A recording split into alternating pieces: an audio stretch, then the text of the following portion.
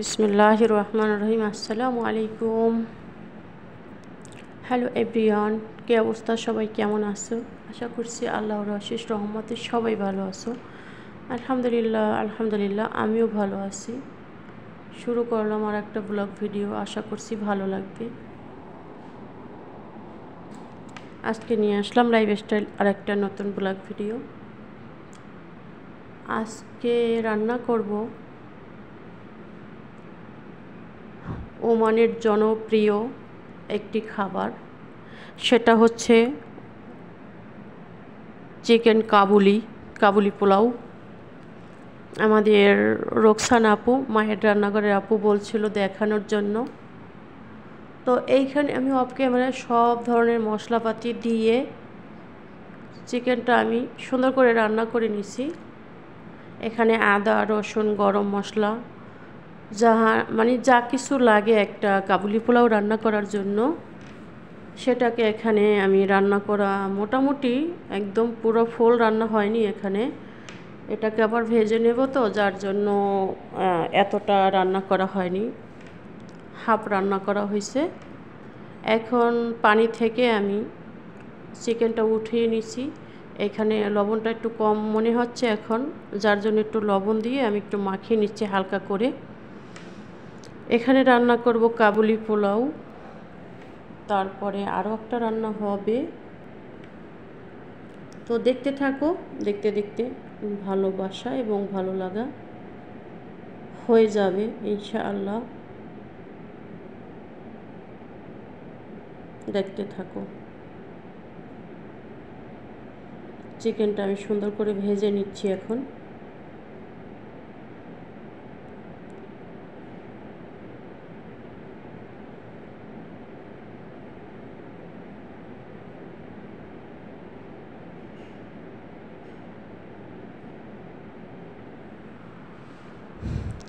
দুই 2020 সালে গেছিল করোনা।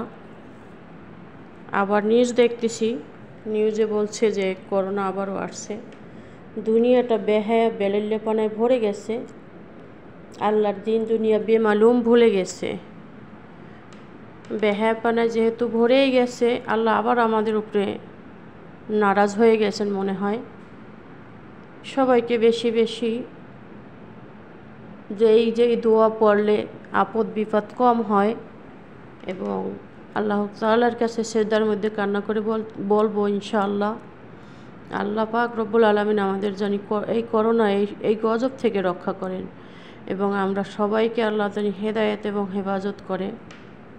এই করোনার কথা মনে পড়লে কষ্টে বুকটা ফেটে যায়। করোনার সময় আমাদের দোকান ছিল মেন বরিশালে।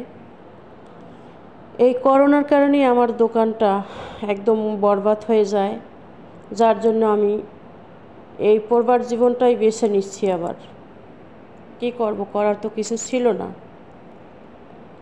টাকা পয়সা মোটামুটি একটা ধরা খেয়ে, যার জন্য কিন্তু আমি এই বাইরে চলে আসছি। কষ্টে বুকটা ফেটে যাচ্ছে যে এই লোকটা এত কষ্ট করলো, এতই করলো, এত যুদ্ধ করলো, কিন্তু সেই লোকটা আজকে পৃথিবীতে নেই, সবাই আমরা জানি। যাই হোক, আল্লাহ পাক তাকে জান্নাতের মেহমান বানিয়ে দেয় যেন। আমি দোয়া করি সব সময় দোয়া করি আল্লাহ পাক তাকে জান্নাতুল ফেরদাউস নসিব করুক। কারণ সে জীবনে হয়তো অনেক গুনাহ করেছে, আমিও করেছি। আমরা বেঁচে আছি, ক্ষমা চাওয়ার সময় হয়তো আল্লাহ দিয়েছেন, কিন্তু তাকে দেননি। তাতে কি হয়েছে? আমি আল্লাহ তাআলার কাছে দোয়া করি, আল্লাহ সে ভুল করছে, তার ভুলগুলি তুমি ক্ষমা করে দাও। কারণ তার জন্য দোয়া করার মতো পৃথিবীতে তার কেউ নাই। বাবা মা ভাই বোন কেউই নাই, সবাই দুনিয়া থেকে চলেই গেছে।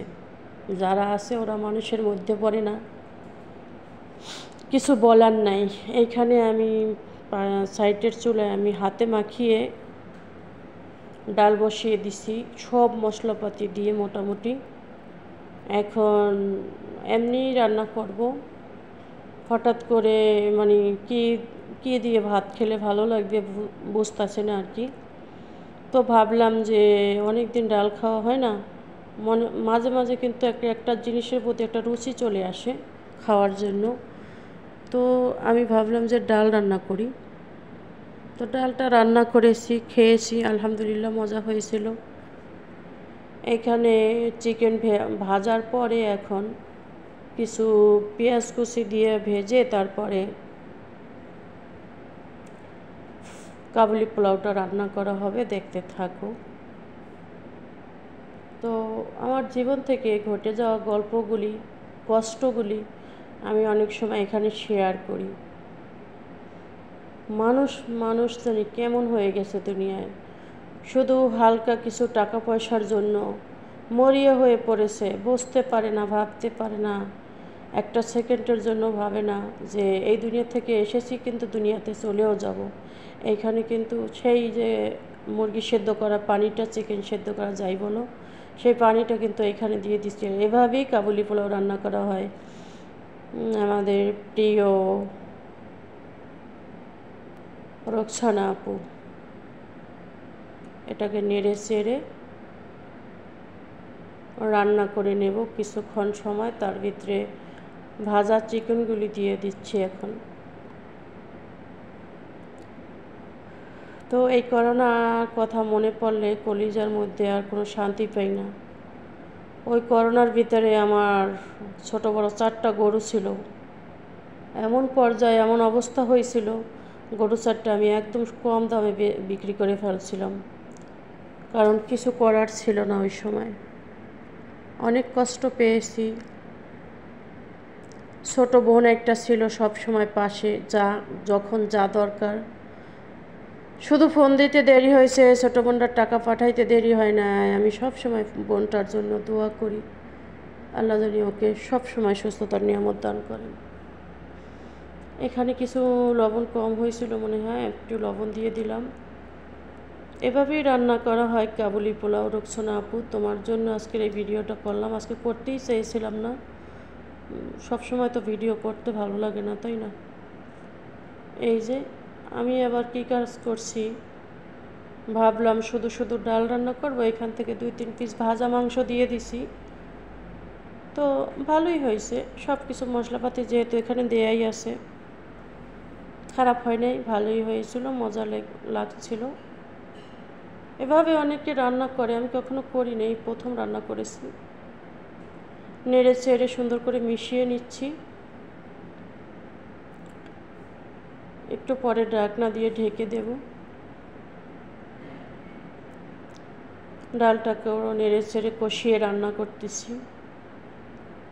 তাই বলছি, আর সবসময় আল্লাহ তাআলার কাছে ইস্তেগফার করতে থাকবো যে আল্লাহ, এরকম গজব জানি আমাদের বাংলাদেশে না আসে।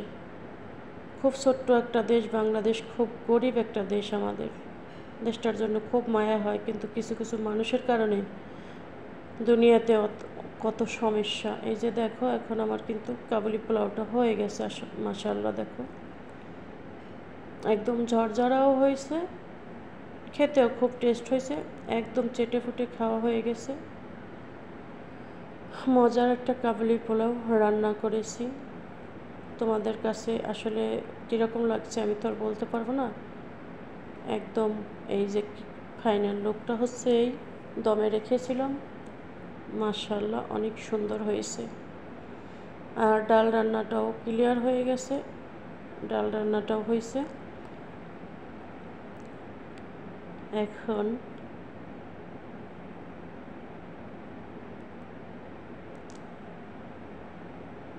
এখানে একটু সমস্যা হয়েছিল, যাই হোক ডাল রান্নাটা অল ক্লিয়ার।